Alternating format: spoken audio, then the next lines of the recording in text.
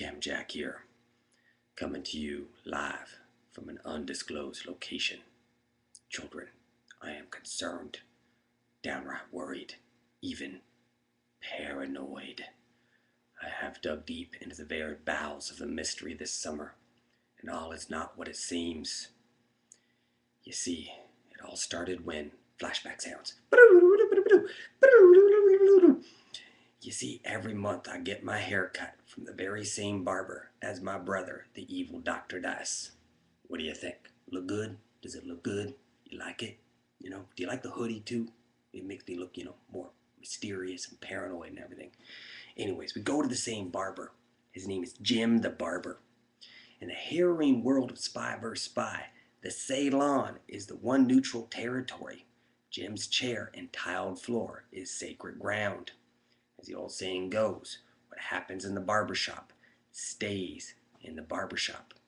But recently, events have taken me so deep down the rabbit hole, I can stay silent no longer. Dr. Dice was laughing at me. He claimed our last mission was a ruse. When last week's class of the Tracker Secret Agent Academy went to save that piece of ancient technology, in truth, they delivered to him exactly what he wanted. Dr. Dice is scotched with an innocuous component that actually belongs to an ancient lineage of faith keepers called the Proud Star family. Through my research of hidden coded messages in mainstream comics, I have discovered that the Proud Stars have been connected to and present at many historical events throughout time. I am not quite sure how this device that he stole works. I have a box at the local comic book store for more that'll hopefully get me more information. I'm very excited about Buffy Season 9, by the way. Anyways, due to their shadowy and unknown connection, the Proud Stars are part of what I call a conspiracy theory. You see, this is a highly efficient way of combining the words conspiracy and theory. No relation to that movie that Mel Gibson and Julia Roberts was in. I mean, seriously, they had no chemistry there. But was Jean-Luc Picard in that? If I can remember correctly, Patrick Stewart was in that. And anything actually with Patrick Stewart in is automatically default good. I was really excited when he got like in episodes of Family Guy and stuff like that too. Did you see the Star Trek Next Generation Family Guy episode when Stewie went to go order burgers with the whole group with Data and everything? And anyways, I digress. Well, after learning about this, I began to realize that there were conspiracy theories all around us, like the Reptoids, a race of lizard people that started a chain of soft serve ice cream stores funded by Jim Varney of Ernest P. Worrell fame. I liked Ernest Goes to Camp anyways.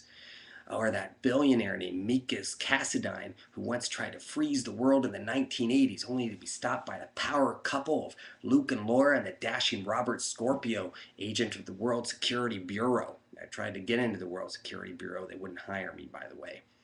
I mean, children, this is serious business, the fringe science that really runs the world.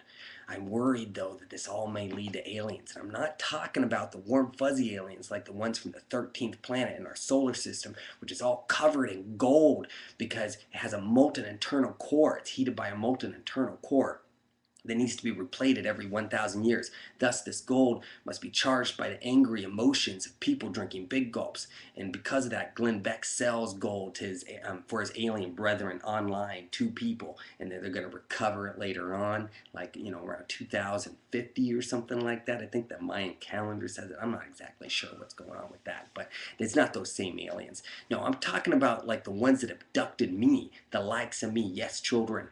Little known fact, one lonely night, I was driving down in my 77 Malibu through rural Arizona. I just had lunch at a little diner.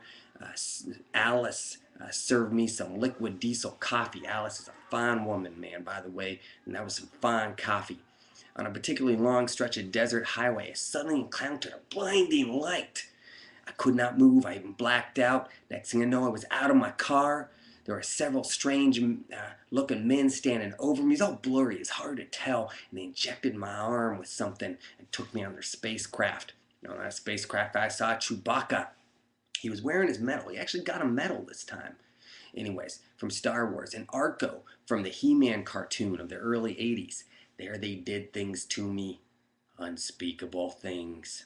It was one of the worse than the time I was held hostage in Nam when my passport had expired, so I had to stay at that Super 8 hotel because everything was booked. I tried to tell my director that that really didn't count as my vacation, but he really wouldn't buy it.